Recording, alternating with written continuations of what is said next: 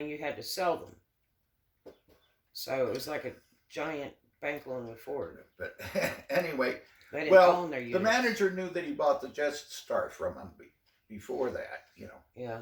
and that it got, the reason he was here was because he got totaled. And that's the reason he was riding in that goddamn raggedy old Chevy Nova of mine. Little convertible.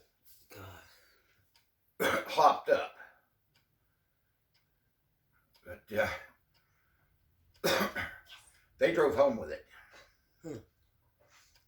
The only thing he had to pay extra for was for the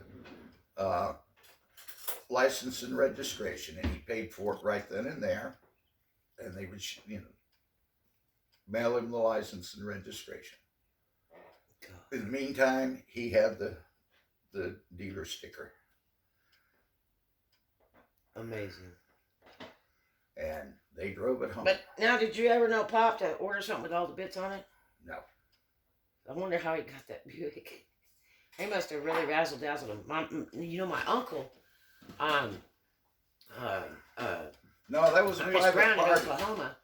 That was a private party, and that went to. It was a woman.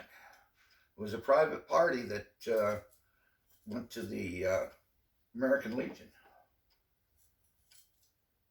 God. My uncle, Ernest T. Brown, was a big lawyer in Oklahoma, Pryor Creek, Oklahoma, Mays County. And he was the guy that wore the little bow tie all the time, the suit, and he had that really raucous Southern Okie voice. And he was so funny. He had a little mustache. God, he was a character. And he was always in court. He was the best in the state of Oklahoma.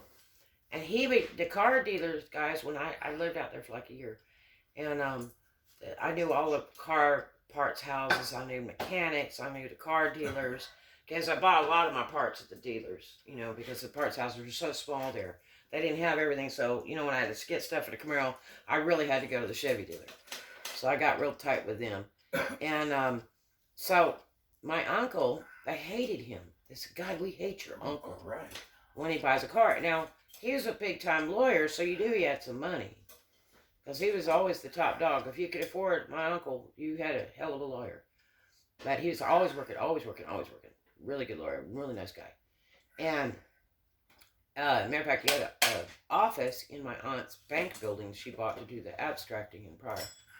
And I think that one was Grand Valley Abstract at Pryor. And so, the dealers hated him. They're like, we hate your uncle when he comes down here to buy a car. And it's like, well, he's a really nice guy. I've known him since I was like 11, and he's really a nice man. And, most lawyers are buttholes, but my uncle was just a typical Southern dude, really nice, overly friendly. And they said, no, can't stand him. And I'm like, why? They said, when he comes down to buy a car, we like run. And I'm like, but why? He's a sweetheart. What, did he get you put in jail or something? Or, your case went bad? No. And he would go down there and he would have a bed. And he would look up. Kelly Blue Book. Yeah. And he would look at a car and look at 2 or 3 cars a lot and like be standing out there. Thank you, sweetheart. And they would watch him because they were scared to go near him. We don't? And he was going through the book. Well, you know what? And looking. There's some confectioner's sugar up there somewhere. Powdered sugar, he's talking about. And regular sugar if it's there, unless we threw it out if it was too old. We did that one time. We threw a bunch of junk out. But that one is just sugar. But yeah, and so he would be standing there and they were afraid to go out there and even talk. There's some brown sugar up there. And he could spend like an hour on a car lot, a little car lot. Those were little car lots back in the day. They were lucky to have 100 units. If they even had that in the new car dealerships. And he would stand out there with a little book and then like a paper and pen. And he'd be doing all this stuff and walk to about 3 different cars and be looking at sticker price and all the stuff. And then they'd come out and they'd say, well, can we help you, sir? And he'd say, yeah. And he'd say, I want this car, but I want it for, $4,880 or something. And they'd go, well, sir, that's like a $7,900 car.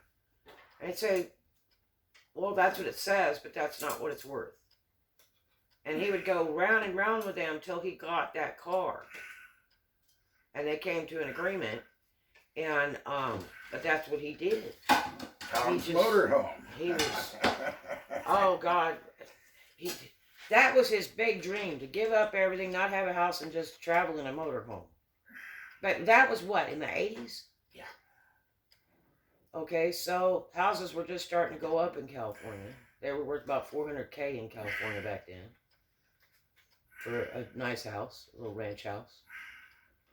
But I told him, Tom, when he started first looking at him, I says, if you're looking at a motorhome, they've already got 10,000 profit in it for what they're asking.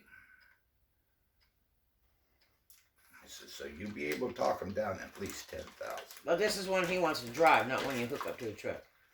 Right. Okay. Class A motorhome. Okay.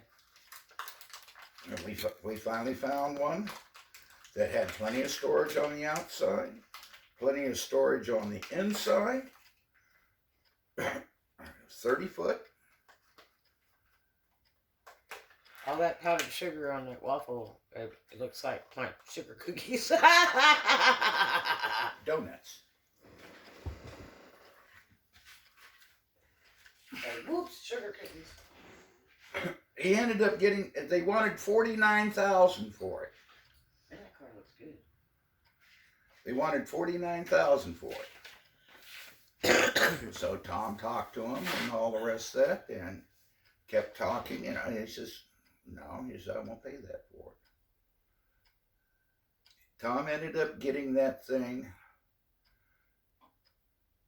tax and license with extended warranty for $36,695.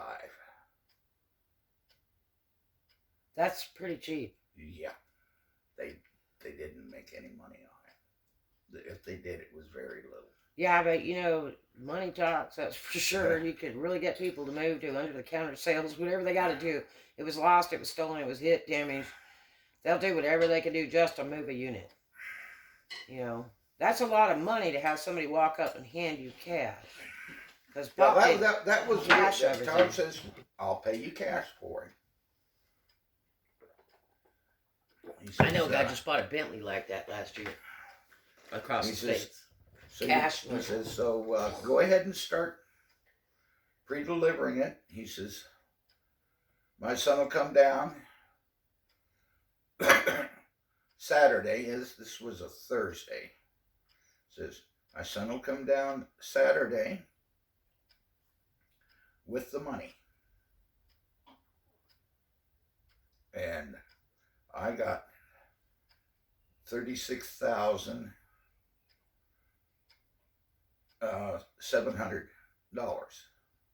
in cash from the bank. Isn't that scary? That's From so the much bank. money. That is so much 'cause money. that- In one shot? Because In one shot? Yeah. God, it's amazing the feds weren't standing right there. Yeah. But when we made the deal, he stopped in at the bank up there and told him he was going to need that money for Saturday morning. Jesus. So they'd have a chance to get that money Holy in hell. cash. But now that was probably the price of a house up there by that Sacramento and everything back then, wasn't it? No. Because I would think that would be More way expensive. cheaper because that's out in the booners. Because I mean, down in Santa Monica area, a house then was about $400K. Well, he for a nice was living little up house. in Wheatland at the time. Mhm. He had that mom and pop grocery store. Oh yeah, This is good, thank you. I think that was one of the biggest things he enjoyed in his life was when he had that grocery store, gas station, little bar thing with a hamburger deal or whatever. Yeah, it was. I think he really, really loved those years. Yeah. But now he was married to your mother then, so. Yeah. And that was, he He adored my mother. yes, he did. He adored her so much he couldn't wait to die, thinking he could be with her again. He just really wanted to leave. He was so unhappy living. because he couldn't imagine life without her. He just really loved her. Well, they tried it once and it didn't work. What do you mean they tried it once? He got married to that gal he met while having the motorhome. I forget what her name Oh, was. you're talking about because he remarried after Aura died. Mm-hmm. That goofball, that trailer park trash. Right. God, a whole lot of them with trailer park Yeah. trash. That meth head looking son and all that stuff. God, I remember when I was up there packing that house up to help him move. When I went and did that trip to go work up there and then help him in a day to pack that house up because he was worried about what to do. And those people kept coming by every couple days because I knew he was leaving. Mm-hmm. And it was like all they were there was for the hustle. Right. Whatever they could get out of him. She would sweet talk the crap out of him, and it's like her son was just standing there as bodyguard. And I was like, God, Pop, don't give these people nothing. And he didn't. But he would play to it, I think. I think that was really the thing. He would stand there and listen to what they're saying, just kind of look at them, and let them keep carrying on, and work so hard to try to pull that hustle. I was hoping he didn't give them nothing. He didn't. Because they just wanted him to give it cash or write a check or something. He already did. He And bought it was her like, off. God, he paid her off big time. He hid some stuff, but he paid her off. Well, for what she started with, she didn't have nothing. I think she just saw an old dude with an RV traveling around, didn't have to work, and she figured he's made of money. Yep. And he was. But you would never see that No. as a regular person because he never flashed money. He never Hell no, wore didn't flash money. lots of gold jewelry or dressed real fancy. He was just a regular dude, you know. Got up every day, cooked, cleaned his house, and then would go down to the local VFW or something to go have a couple beers. Catch a 6-pack on the way home or 12-pack, and then sit in the house and drink, and then go to sleep. And that was just his life. He loved to cook. Gotta loved his cooking. But yeah, that freaking trailer. So when he bought that RV, then how long did he have the RV? Do you think? About 4 years. Really? Yeah. So, well, how soon did he marry that girl? After getting that RV. Wasn't too long after it started No. going around. So he married her so she could travel with him? Christ. Well, he was lonely and she took advantage of it. I agree. They were blood-sucking piranha trash. They were so trashy. I couldn't believe it. When I first saw that girl, after she left, I looked at Pop. I said, "You were not married to that."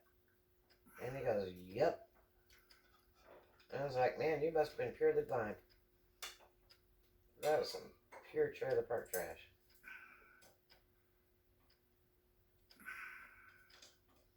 And she made out like bacon, but all that money was gone. Ran out quick. Trying to come back for more. See if she can hit the jackpot. Nope. So He paid her off. raggedy. That girl That's was it. raggedy. He'd listen to her and tell her no. Ugh. See me, I have to have a lot of guts to pull something like that because I'd be so embarrassed. I could never do anything real shady like that. Why? She didn't have any pride. Yeah.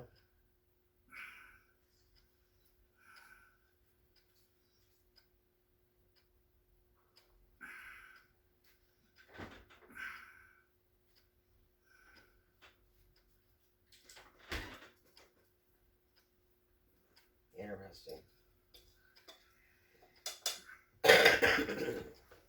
So,